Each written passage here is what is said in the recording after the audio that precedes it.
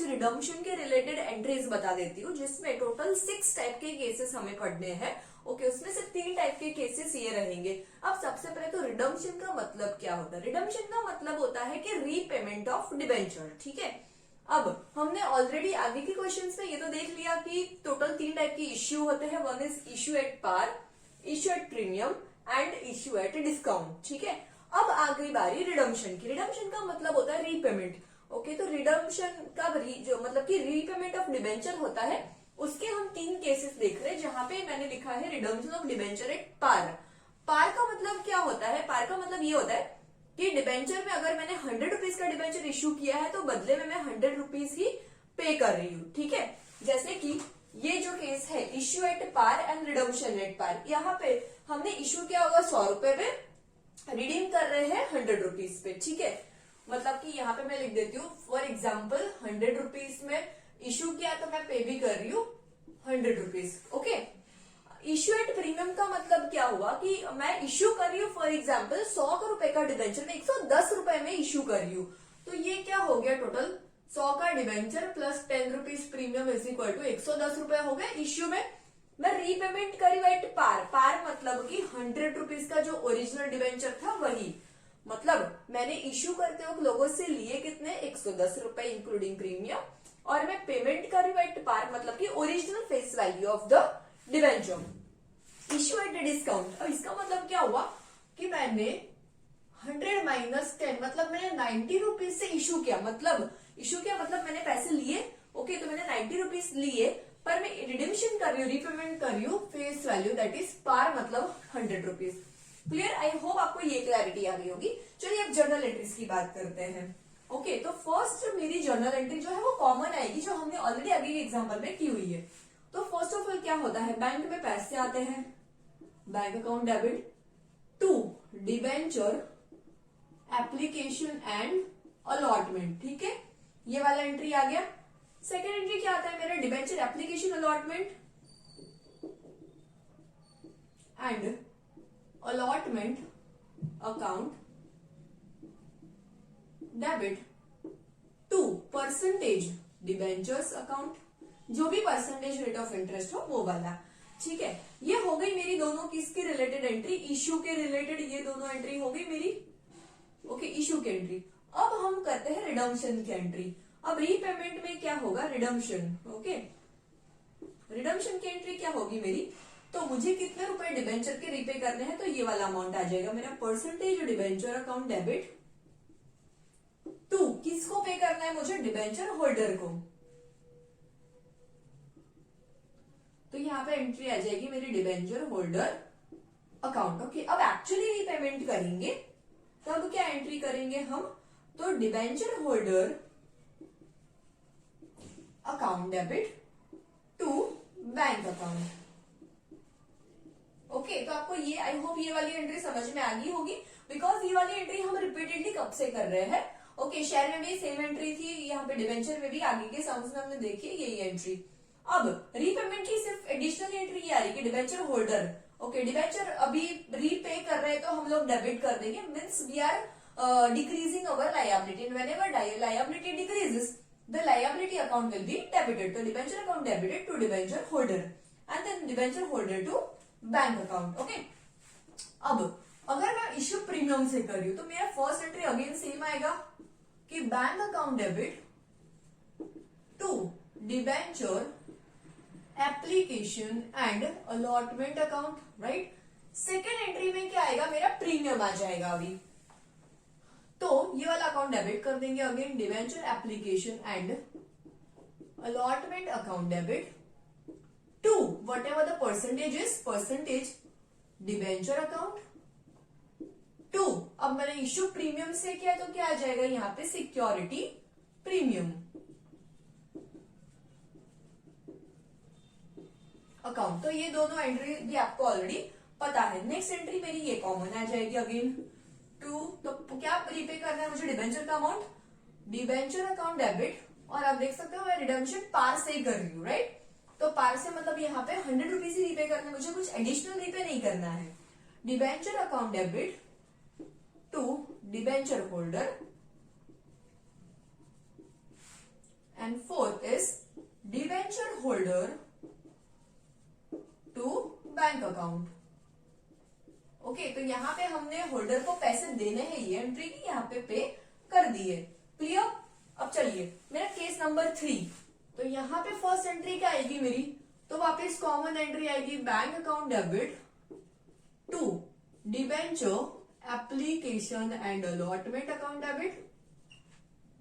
Second, ये account debit हो जाएगा, debenture application and allotment debit. अब देखिए डिस्काउंट से इश्यू किया है मैंने, तो आपको पता है कि premium always gets credited and discount हमेशा हो जाता है डेबिट। तो यहाँ पे आ जाएगा discount on issue of debenture debit to percentage debenture account. Third entry, अब यहाँ पे अब देखो फर्स्ट 2 एंट्री मेरी हमेशा इश्यू आएगी, लास्ट वाली 2 एंट्री आएगी हमेशा रीपेमेंट की। तो रिडम्पशन एट पार, तो यहाँ पे मैं 100 रुपीज ही पे कर रही हूँ वापिस। तो percentage debenture account debit to किसको पे करना है मुझे, डिबेंचर होल्डर को। And fourth entry will be debenture holder account debit to bank account. Okay, तो चलिए आई होप आपको ये जो केस 1, 2 एंड 3 ये काफी इजी लगे होंगे, बिकॉज यहाँ पे कुछ एडिशनल नया नहीं है, राइट। फर्स्ट 2 एंट्री तो आपको सबकी पता ही है ऑलरेडी, और जो थर्ड एंड फोर्थ एंट्री उसमें कुछ नया नहीं है। हम लोग होल्डर को रीपेमेंट का ट्रांसफर करते हैं, देन बाय बैंक उसको रीपे कर देते हैं। चलिए अब जानते हैं रिडम्पशन एट प्रीमियम, और उसमें जानेंगे हम केस 2, केस 3 एंड केस 4। तो चलिए फ्रेंड्स, अब मैं आपको बताने जा रही हूँ entries for redemption of debentures at premium.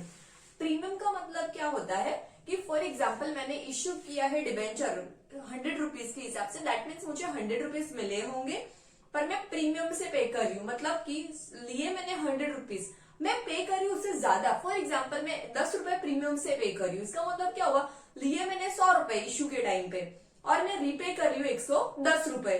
तो इसमें क्या होगा, मैंने लिए 100, दे रही हूँ मैं 110, तो इसमें मेरा 10 रुपीज जो है वो मेरा क्या हो जाएगा, यहाँ पे नुकसान हो जाएगा, दैट मीन्स लॉस हो जाएगा। और एक चीज, जो लॉस की एंट्री है हम यहाँ पे इश्यू के टाइम पे ही दे देते हैं। क्यों? क्योंकि डिबेंचर्स का जो अग्रीमेंट बनता है वो इश्यू के टाइम पे हमें पता होता है कि हमें जो रिडम्पशन की पेमेंट है 100 के सामने 110 अगर करनी पड़ रही है, तो ये ऑलरेडी हमारे इश्यू के टाइम पे कॉन्ट्रैक्ट में ही लिखा होता है। सो हमें वेल इन एडवांस पता ही होता है कि मुझे रिडम्पशन में 10 रुपए का लॉस होने वाला है। क्लियर? तो चलिए आइए हम लोग कुछ एंट्रीज देखते हैं उसके रिलेटेड। तो I have written your case number 1 to 3 तो हमने देख लिए, which was redemption at par. अब देखते हैं case number 4, 5 and 6 which are redemption at premium. Okay, तो फ्रेंड्स यहाँ पे आपको बहुत ध्यान रखना है, कई बार कंफ्यूजन हो जाता है इश्यू एट प्रीमियम है कि रिडम्पशन एट प्रीमियम है। तो प्लीज आप बहुत ध्यान से क्वेश्चन पढ़िएगा कि इश्यू एट क्या है और रिडम्पशन एट क्या है। क्लियर?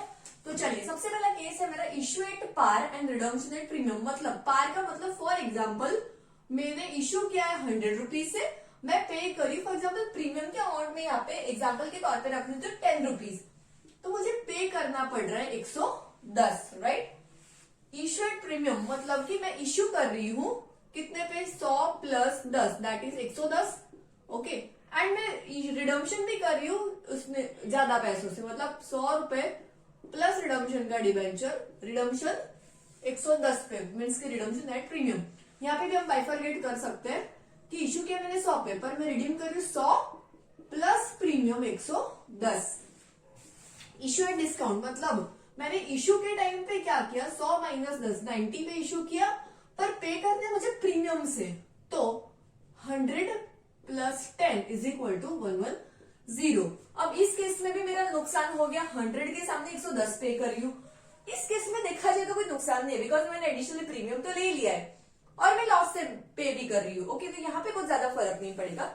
इस केस में मेरा 20 रुपीज का लॉस है। कैसे? 10 रुपए मैंने डिस्काउंट पे घटा है, मैं पे कर रही हूँ विद प्रीमियम, मतलब मिला मुझे 90, मैं पे कर रही हूँ 110। तो चलिए एंट्रीज देखते हैं अभी। फर्स्ट एंट्री जो है, ओके, फर्स्ट एंट्री मेरी क्या आएगी, तो bank account debit.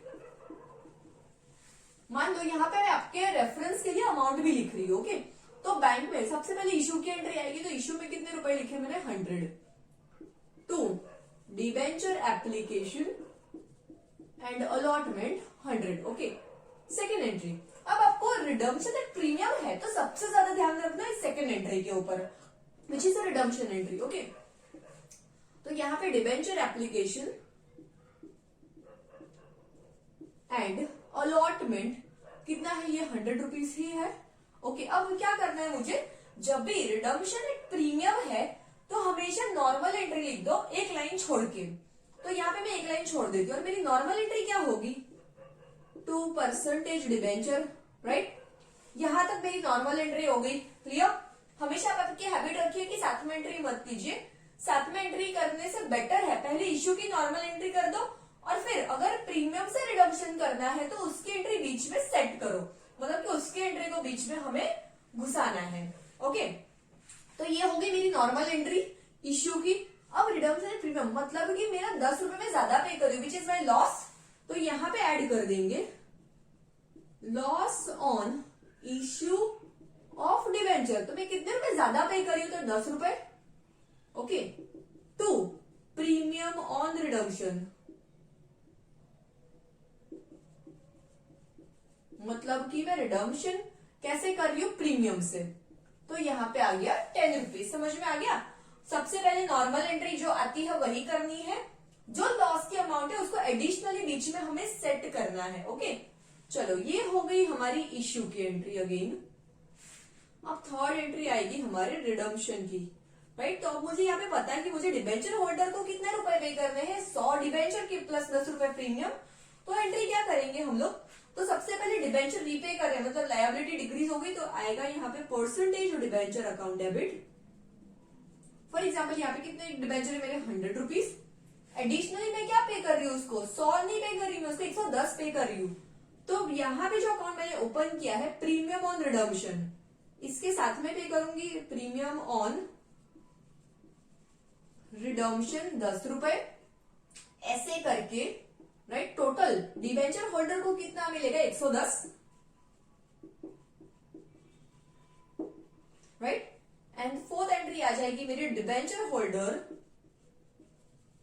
110 to bank account 110 हो गई। ये आपकी होगी वेरी सिंपल। इट इज कि हमें 2 एंट्री इशू की करनी है, इशू में भी ज्यादा कुछ प्रॉब्लम नहीं है। नॉर्मल एंट्री कर दो, फिर लॉस वाली एंट्री को बीच में घुसा दो, एक डेबिट एक क्रेडिट। चलिए प्रीमियम वाली एंट्री देखते हैं। तो प्रीमियम के केस में क्या होगा, मुझे इशू पे कितने रुपए मिले हैं, 110, तो आएगा कितना, बैंक अकाउंट डेबिट कितना, 110 रुपए, to debenture application and allotment कितना रुपए हो गया, 110।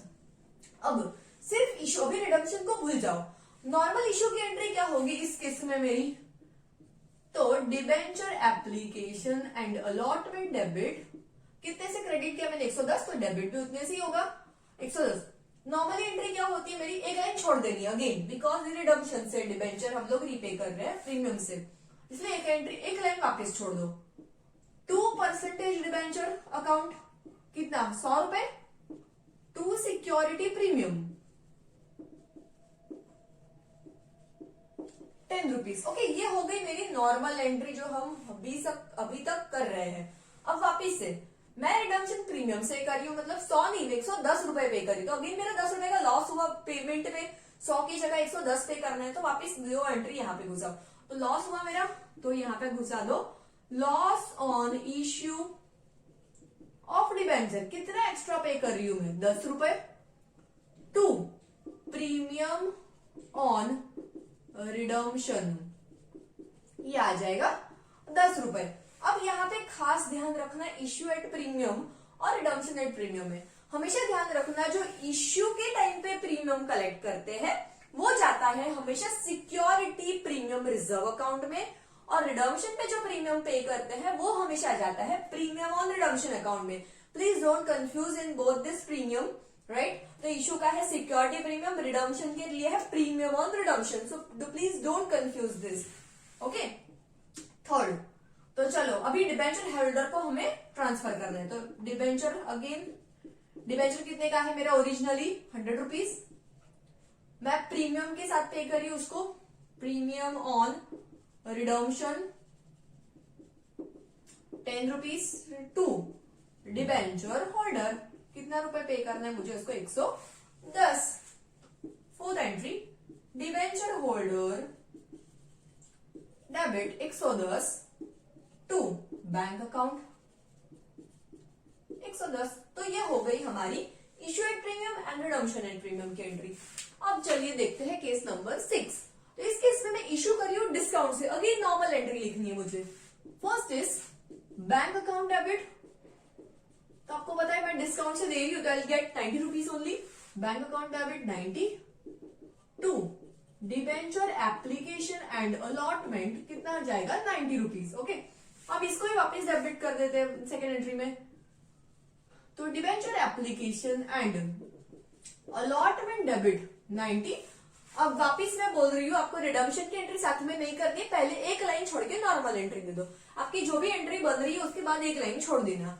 ओके, तो डिस्काउंट यहाँ पे आ जाएगा, discount on debenture account debit ₹10। एक लाइन छोड़ दो, आपकी एंट्री कर लो उसके बाद एक लाइन छोड़ दो। To percentage debenture account ₹100। तो ये हो गई आपकी नॉर्मल एंट्री। अब चेक करो रिडम्पशन एट प्रीमियम है, मतलब मैं ₹100 के डिबेंचर। देखो आपको क्या चेक करना है कि आपका डिबेंचर का फेस वैल्यू कितना है।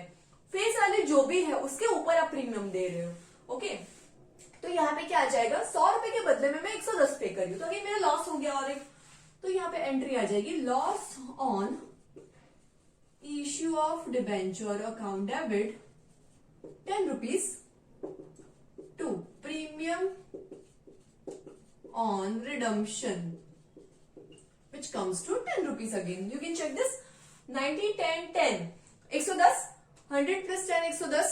Okay, चलिए third entry is percentage debenture account debit 100 premium on redemption, because मैं पे कर रही हूँ 100 plus 10 premium on redemption account debit ₹10 to debenture holder will be 110. Fourth entry is now debenture holder debit 100, sorry 110 आएगा यहाँ पे to bank account 110. So I hope friends आपको कैसे ये एंट्री याद रखनी है वो भी समझ में आ गया होगा। ठीक है, पहले नॉर्मल एंट्री, फिर वो लॉस के लिए हमें एक लाइन छोड़ के रखनी है। ठीक है, सो आपको समझ में आगे होगी तीनों चारों के, मतलब 6 केसेस 4 5 एंड 6। आगे 1 2 3 में तो ज्यादा कुछ नया नहीं था, पर अगर डिबेंचर रिडम्पशन एट प्रीमियम है तो सिर्फ आपका ये एडिशनल एंट्री बढ़ेगा। और एक चीज, हम इश्यू पे क्यों देते हैं इसका, तो मैंने आपको पहले ही बता दिया कि इश्यू पे ये इसीलिए देते हैं क्योंकि मुझे इश्यू के टाइम पे पता है मुझे प्रीमियम से रिडीम करना है। मतलब इश्यू के टाइम से मुझे पता है कि मेरा लॉस होने वाला है, and hence we give this entry at the time of issue only. Okay, चलिए अभी इलस्ट्रेशन आगे के देखते हैं।